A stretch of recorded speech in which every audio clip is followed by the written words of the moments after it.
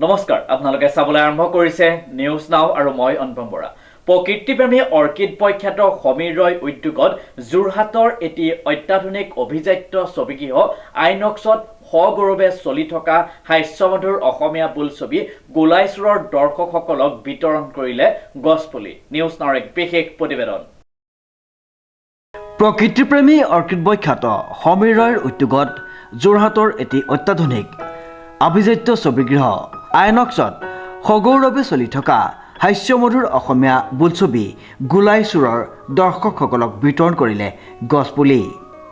আমি গছপুলি বিতৰণ কৰি আছোঁ। ইতিমধ্যে আমাৰ এই ধাৰাটো আজি 2017 চনৰ পৰা অব্যাহত আছে গছপুলি বিতৰণৰ আমাৰ অসমীয়া ছবি দৰ্শকসকলৰ বাবে।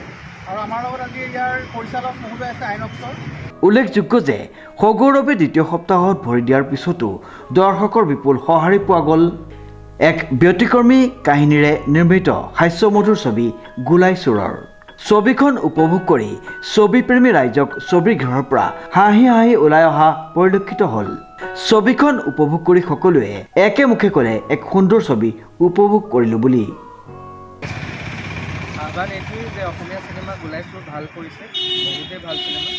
আহক সকলো আহি পেলাই অসমীয়া চলচ্চিত্ৰ জগতৰ জয়যাত্ৰাত অব্যাহত যথেষ্ট ভাল চিনেমা। হয়, ৰাইজে কিয় চাব লাগে সেইটো চাব লাগে। এইটো এটা হিষ্টৰিকেল ষ্টৰীৰ ওপৰত বেছ কৰি বনাইছে বুলি আমি ভাবিছোঁ।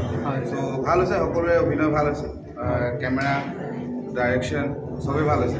All the best. ঠিক আছে। সমীৰ ৰয়ৰ ৰিপৰ্ট, নিউজ নাও।